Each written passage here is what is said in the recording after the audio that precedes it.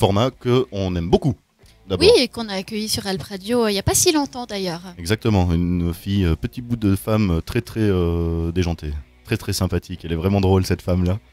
Enfin, un peu toute sa famille, hein. D'ailleurs on salue toute l'équipe là. Oui, une grande famille d'artistes, les formats. Exactement, format pas formaté, du tout.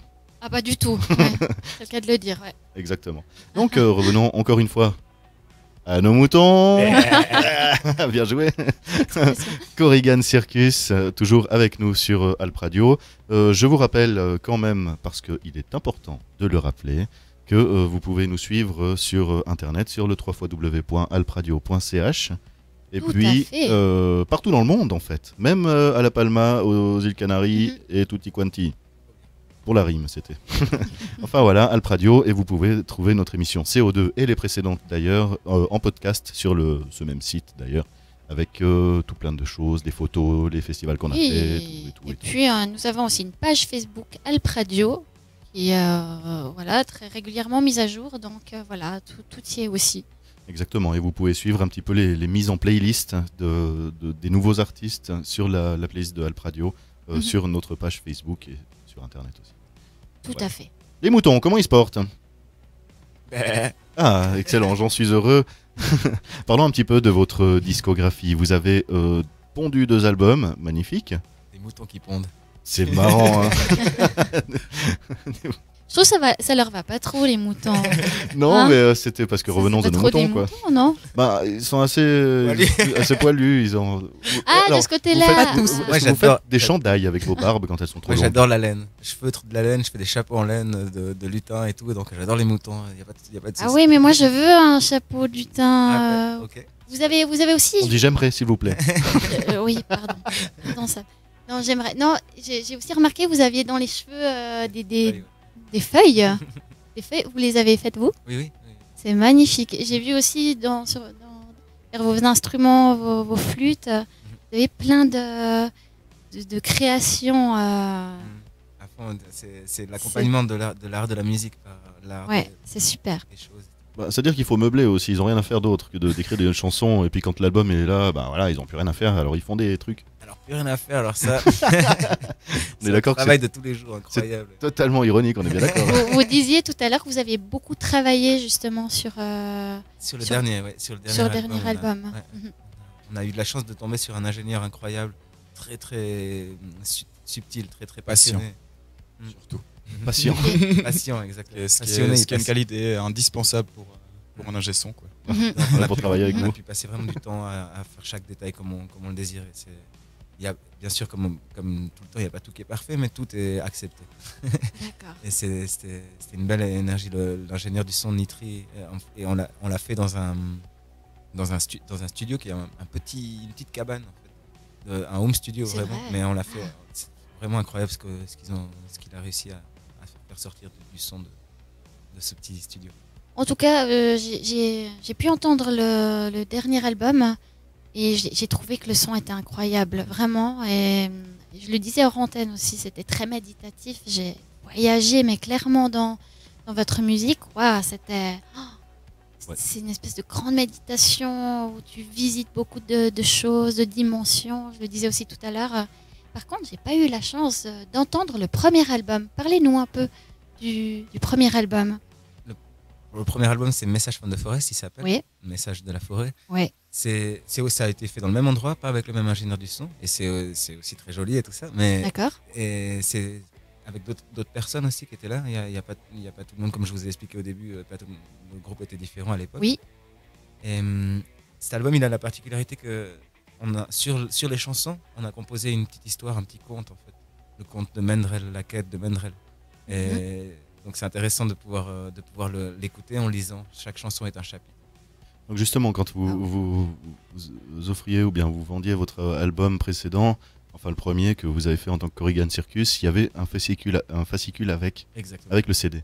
C'était donc cette histoire, le conte qui regroupe en fin de compte toutes les paroles des chansons en un conte. Non, c'est pas des paroles, c'est pas par rapport aux paroles, c'est vraiment par rapport à l'émotion que la chanson elle disait.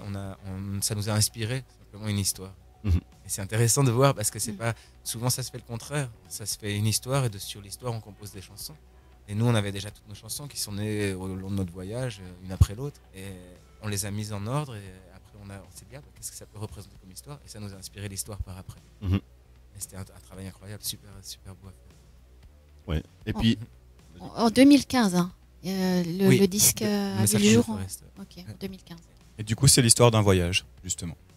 C'est la quête de quelqu'un vers lui.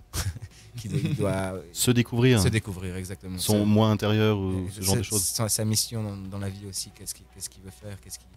En fait, à la base, c'est quelqu'un qui lui a quitté sa condition pour aller chercher qui il est vraiment.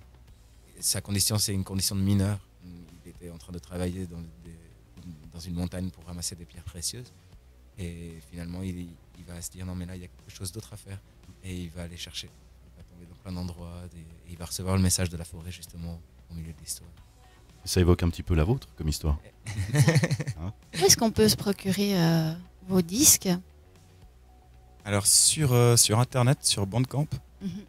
Je sais pas l'adresse par cœur, mais Bandcamp, Corrigan Circus. Voilà. Et on trouve. Oui, les deux sont disponibles. D'accord. Sinon sur Facebook aussi, on a toutes nos informations. Il y a aussi pas mal de musiques qui sont sur YouTube déjà accessibles comme ça. Et puis parlez-nous un peu de ce deuxième album, mais oui. Coup, tout fraîchement sorti. Alors il est fraîchement sorti, mais il n'est pas sorti. Et ça, c'est notre grand problème de cet été. On a eu une tournée de 2 mois où on était prêts exactement. Normalement, il devait nous arriver une semaine avant la tournée. C'était parfait, tout était bien. Ils nous ont envoyé l'album, 1000 copies. Mais ils ont mal coupé la presse, la maison d'impression a mal coupé les chansons. Donc quand on zappe, on arrive au milieu d'une chanson. On n'a rien pu faire avec. Oh. On s'est retrouvé tout l'été sans rien, sans album. Donc c'est pour ça qu'on l'a mis sur Bandcamp, qu'il est quand même accessible là-dessus. Mais il va arriver. Et sinon, ouais, c'était une belle histoire de création incroyable, 3 mois. Comme je disais, l'ingénieur du son de Nitri, que je veux vraiment le remercier de sa passion et sa patience. Et le studio dans lequel on a fait, c'est Eremiot. Il a été mixé par Julian Safra à Barcelone, et un ingénieur du son très, très compétent et un professionnel de la musique. Et voilà, mixé et masterisé là-bas. On est très content du résultat de l'album. D'accord. Ça retranscrit vraiment bien. Parce que faire un album ou faire des concerts, c'est totalement autre chose. En concert, on a une énergie, on est là sur le moment, il peut y avoir des erreurs, des choses comme ça qui rendent encore plus belle et plus vive la musique. Mais là, en album, on s'est vraiment dit cette fois-ci, on va vraiment réussir à ce qu'on veut donner comme émotion, qu'elle soit là. Et donc, moi, je prends tout le temps l'exemple. J'ai en moi très fort un lutin et un magicien. C'est des archétypes. Le magicien, c'est celui qui prend les potions et qui met juste exactement la dose qu'il faut pour avoir sa potion magique. Et le lutin, c'est celui qui danse et qui chante et qui est très, très dans le cœur et pas beaucoup dans la tête. Et là, pour l'album, je nous ai senti vraiment des magiciens, en fait. Où on s'est dit, bon, on va mettre vraiment la dose qu'il faut de chaque chose pour que ça touche que ça transmette le message qu'on veut transmettre. Est-ce que quand tu as une idée, disons une pré-idée en fonction de l'album fini, et puis tu sais, c'est comme quand tu fais un dessin, tu te dis je vais dessiner ça, et puis le résultat n'est jamais ce que tu as en tête. Est-ce que comment vous avez fait pour avoir en fin de compte ça, ce que vous aviez en tête? Alors c'est t'es là pour ça, hein. C'est justement, on peut pas y arriver totalement, mais c'est vrai qu'on s'est approché dans cet album de l'idée qu'on voulait. Et on a été content de ça, de vraiment réussir à... En général, on arrivait en studio et on faisait ce qu'on avait dans le cœur comme ça, et après t'es là, t'écoutes la musique, t'es là, oui, c'est joli, il y a une belle énergie, mais c'est pas vraiment ce qu'on veut retransmettre. Et là, on a beaucoup plus travaillé sur ça, comme tu dis, d'arriver à faire... on avait quelque chose dans le cœur à transmettre, et on a réussi à le mettre sur CD. Sur un support matériel. Ouais, c'est un sacré boulot de le faire, hein, parce que c'est rare. 3 mois. Ouais, mais que vous ayez arrivé à... Enfin, que vous soyez arrivé à avoisiner ce que vous aviez dans le cœur, dans la tête et tout ça, c'est encore ça, un travail juste gigantesque et monstrueux. Après, le travail, c'est de l'accepter, parce que maintenant, on veut autre chose, on veut mieux. Ah ouais, c'est toujours ça, hein. C'est ça qui donne l'évolution de la musique, de votre musique. Eh ben, on se réjouit du 3e. Il va pas tarder. Ouais, laissons déjà sortir. Si vous achetez bien le 2e, parce que ça, on pourra payer pour le 3e, parce que là, on est un peu... un séparateur de piste un peu mieux. Parlez-nous aussi de la pochette. Magnifique pochette. Neus. Ununu. C'est Ununu Universe. C'est une artiste incroyable. En plus, c'est magique. Parce qu'au moment où on était là, il faut qu'on fasse une pochette. On avait une idée de quelqu'un qui nous avait déjà fait des dessins et tout ça. Et on aimait bien, on trouvait ça super. Mais d'un coup, on a fait un concert. Un petit concert dans une communauté libre à La Palma, à Chamama. Et cette personne, elle s'est assise en face de nous. Elle nous a dessiné tout le long de notre concert. Quand elle m'a donné le dessin à la fin, j'étais là. Ça nous a tellement... Elle avait tellement capté toutes les énergies en aquarelle. Waouh. Impressionnant. Et donc, je lui ai dit, super. C'est ça. C'est la personne qui c'est évident. Et elle a travaillé, elle a fait sur un mois en fait, elle a fait des en espagnol qui vient. Bah dis-le. Des bostezos. Ah ouais, on comprend pas non. Des esquisses. Des esquisses, merci. En fait, elle en a fait tout, elle a regardé parce que sur l'album, ce qui est particulier, c'est que c'est l'image d'un arbre et d'une rivière qui coule. Et en fait, si on va plus près, on voit il y a plein d'êtres magiques. Et tous ces êtres magiques, elle a décidé de les mettre. C'est vraiment venu, elle les a tous. C'est des archétypes qu'elle avait en elle et qu'elle a sortis. C'est vraiment un travail incroyable. On est super contents. Eh ben, on se réjouit du support matériel, de pouvoir voir ça, le résultat de tout ça. De pouvoir l'avoir entre les mains et ressentir tout ce qui s'en dégage. Aussi, on se réjouit. Est-ce que vous avez une idée de date ou bien pas? Par rapport à ce problème. Mais nous, on sera plus là dans un mois. Ouais, mais nous, on sera toujours là et puis on achètera peut-être l'album. C'est clair, peut-être. Mais c'est évident. C'est évident. Le nom de l'album, quand même, on l'a pas évoqué. Alors, passe tout Ataraxia. Passe, c'est chemin. Ataraxia, c'est un mot grec qui signifie la quiétude de l'âme. Wow. Nous, on l'a plutôt évoqué comme un royaume à atteindre, de nouveau à l'intérieur de nous, comme disait Stani, qui est justement cette quiétude de l'âme. Et donc, en gros, comme c'est le chemin vers l'Ataraxia, c'est l'album se veut un chemin pour arriver à l'Ataraxia. La dernière chanson s'appelle Ataraxia et voilà, le but c'est de s'envoler. Donc, est-ce que l'album raconte quand même une histoire pour terminer sur Ataraxia, ou bien les chansons n'ont pas à voir les unes avec les autres?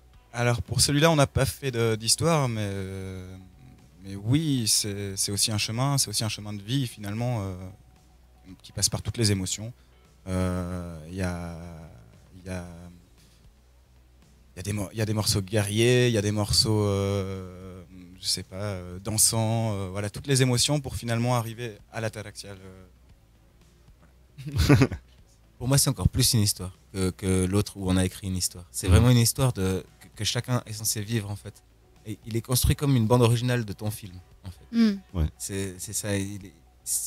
Il fait entrer, il a tout un passage, un chemin en fait. C'est vraiment une histoire.